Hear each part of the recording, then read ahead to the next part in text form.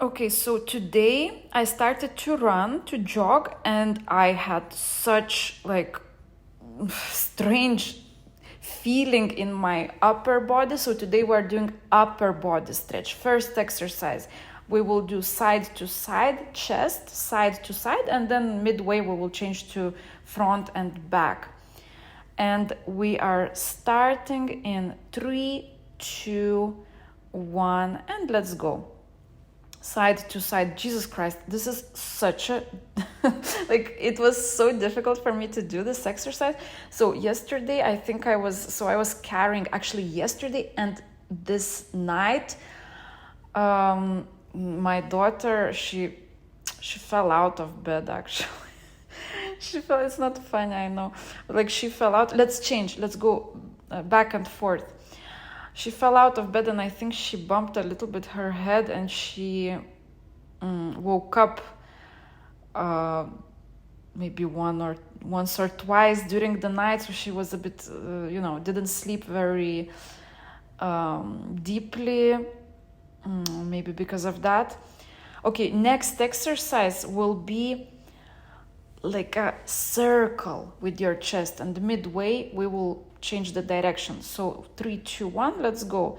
It was so difficult to do it. So basically I was carrying her a lot during the evening and then at night as well, because she fell and she was shouting, like crying hysterically, of course. Oops, somebody came in, just a second. Yeah, so what was I saying is that I was carrying my daughter so much that today I stood on the treadmill. Oh my God, I couldn't run because I felt my lower back and one side of the back, kind of arm. It's like with every step, I was feeling this strange stretch. Well, it's because of the carrying her. Okay, next exercise, back. So lock your arms. You can do it standing as well or sitting, and we are stretching the back. So go backwards with the back. You can move a little bit side to side, back and forth, and the you can point with your hands side to side as well. Rotate kind of a little bit. Like this, you will feel different kind of stretch. Yeah, and so today, just to finish quickly, let's do the head now. Straight back, hands on the head, and pull down. Also, you can kind of make a half circle. Just, to finish. So I didn't run today, but I was walking fast walk. And so, I was walking fast, and that also was not ideal. Okay, now let's do a square from your arms and just go over your head, hold a little bit and down, hold a little bit and down. And if you can go, the more you can go backwards, the better. So and then I was walking, and by the end of my 30-minute walk, instead of jogging, 30-minute fast walk, I started to feel my knees. So there was this, when was it? 2 days ago, I think, 2-3 days ago. Wait, today we have Wednesday, and Sunday. So 3 days ago, with a friend, we went jogging for 1 hour.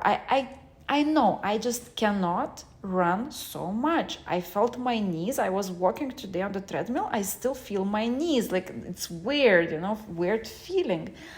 So for me, now we take one arm by the elbow and kind of with the other one, pull it behind your head. Pull it. You should feel the side of your arm and a little bit the armpit area, and maybe even the side, a little bit of the side of the back. So that's why, there has to be daily movement. Let's change the arm. There has to be daily movement, but that's why we have to really regulate our eating habits. Because what if we cannot move? What if we cannot do any sports anymore? And that's what happened, when I was dancing professionally, 2 hours of sports per day. Okay, let's go into arm stretch. So point your fingers in like your direction and straight arms, and go a little bit backwards, stretch the arms, the inner part. So yeah, 2 hours per day of sports every day, and double for on a weekend. Of course, I could have eaten anything I wanted, I was eating anything I would want. But then when I stopped professional sports, I was still eating the same. And that's when there was this confusion. Okay, now my body is against me. I have to stop eating completely, and all these eating disorders and everything. And okay, next exercise, lock your arms behind your back and just try to put them up. Something cracked in my back. Later we will try to lean forward, like bend forward, even put your head on the mat, and again the arms will go up. And we will do this. You can move a little bit already. Yes, you can move a little bit back and forth, and then just try to put your head on the mat. This is even more effective, I would say. That's how I feel. And also rules, not rules, restrictions, not restrictions, to count or not to count. It all comes down to, okay, now let's do the side. So you can see the position in the video and feel the stretch of your side. So one leg is kind of on your knee, yeah. One arm is straight, the other one is reaching. If you have anything like a bar or a wall, it can be helpful to grab that for a better stretch. Okay, other side, the same. Like for example, here I have this edge. How do you say that? The balcony, the balcony edge, and I kind of hang there, with my arm, and I feel that the stretch is more efficient. Yeah, but so it all comes down to one thing: contact with yourself. Okay, let's go on our 4, and we're going to do cat and cow. So round your back and arch your back. Round and arch, and hold a little bit in those positions. So it's important when you eat not to have distractions. That's how you become more mindful. That's how you come back to that contact with your body. That's how you start to listen, to hear the signals better. Very, very important to eat when you feel physical hunger. When you feel physical hunger in your stomach. Okay, next exercise, the same position, just we will go with our chest up and down. So you go down with your chest, and then when you go up, you kind of stretch the shoulder blades, the shoulder area. Feel how it is stretching. So here we are not working with the back, we're not arching the back and rounding the back, but more like the chest part goes down, and then you squeeze the back. And when it goes up, you stretch. Yeah, so on one hand, it's good to have a schedule, predictable schedule and routine But on the other hand, some room for flexibility is important as well. For example, if you ate too much, I don't know, more than you should have for lunch, it's normal that you will get hungry a bit later, maybe, than normally for dinner. Okay, next exercise, on your knees and your hands locked, yes, and behind your head, at least over your head. Yeah, so some of the most important things, again, it would be to stop eating before you cannot walk anymore. Before you are uncomfortably full. And it can be difficult to notice if you don't have a good contact with your body, if you are not mindful enough. I'm not saying that, oh, now you should definitely just do yoga and live in Bali, No. Just, again, it's difficult. I cannot tell you what exactly at which point you have to do. Okay, stop. Now, again, squeezing the back, opening the chest. And let's start. And then squeeze the back and head goes back. Yeah, so I cannot tell you precisely because, again, it depends on the individual. It depends how you react to stress. It depends, even on your character, on your habits, on your, do you have children or not? Because if you have children and they're small, maybe you're not even sleeping at night, There are so many things. And that's how in this all stress we are running and we lose that contact with our body. So maybe you just need to incorporate once per week some, meditative practice. Okay, stop. Let's do the twist. One leg straight, or you can also bend it under the one which is under. And now the twist, yeah? The opposite arm goes over the knee and try to look over your shoulder.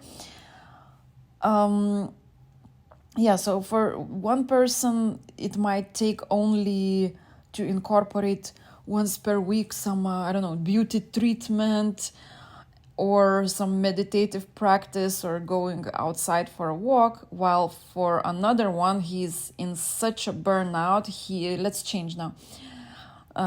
He or she has been doing things she or he didn't want for too long, When you, for example, you are working a job you don't want anymore. You feel like it doesn't fulfill you anymore. Stop. Next, we go into arm stretch, arm and armpit here, armpit area. So just make sure that your fingers look the other side, kind of. You will feel a stronger stretch in that way. You can be standing as well. So, for example, you feel like the job doesn't fulfill you anymore. You start to use other methods to kind of other arm now. For example, even the same food, you start to use food to get your dopamine and not anymore for the nutrition, like directly. And the more you continue to do what you don't want to do, like with the job in our case, okay, now hands behind your head, go a little bit wider with the knees, yes, it will be more stable, and try not to move your hips, only the upper part, and right and left. Such an easy exercise if you just look at it, but when you do it, oh my god, like it's so difficult.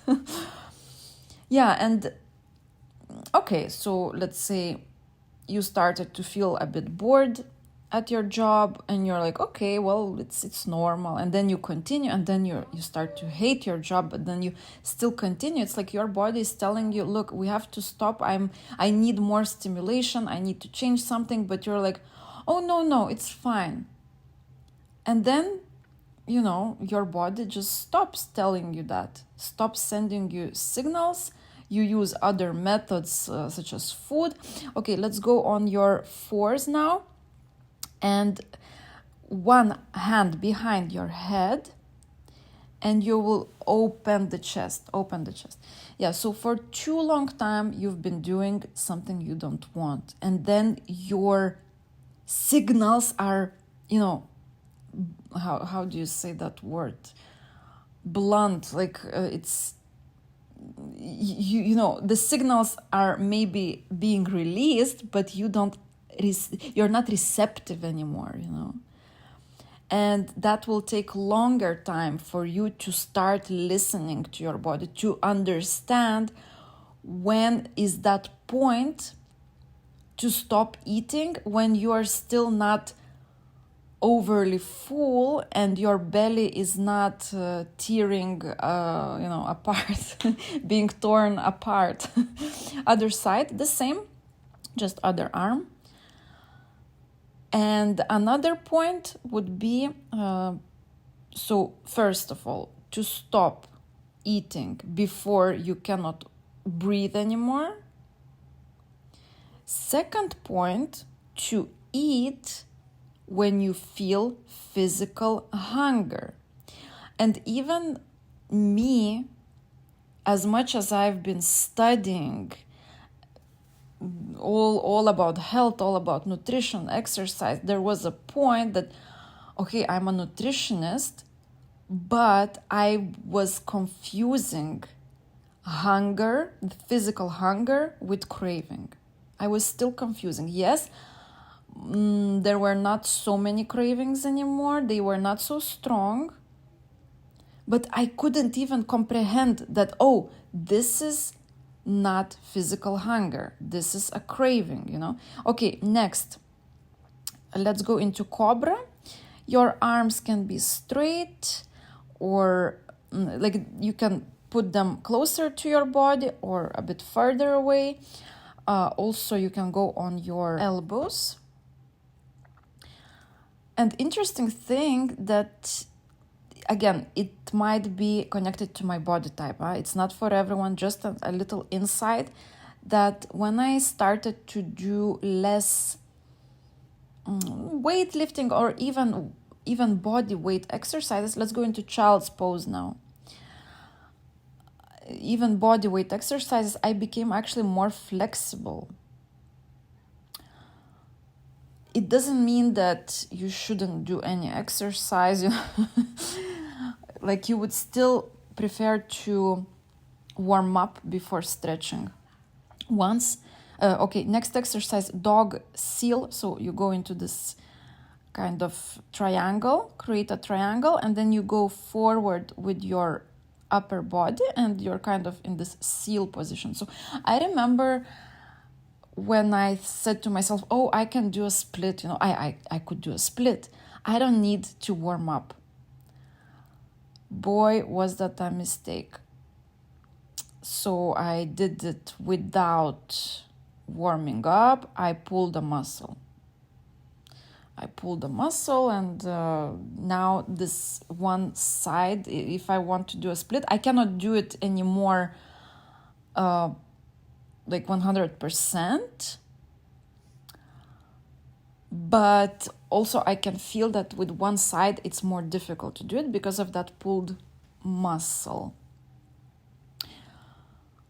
Okay, so our last exercise, lie down on your belly and with your arms grab your feet. With your arms grab your feet and let's stretch. You can grab your feet, you can grab a little bit lower as well. Because, so normally you should be pulling with your legs backwards, and kind of lifting your upper body. But I noticed that my quadriceps start to work then, like the muscles start to work.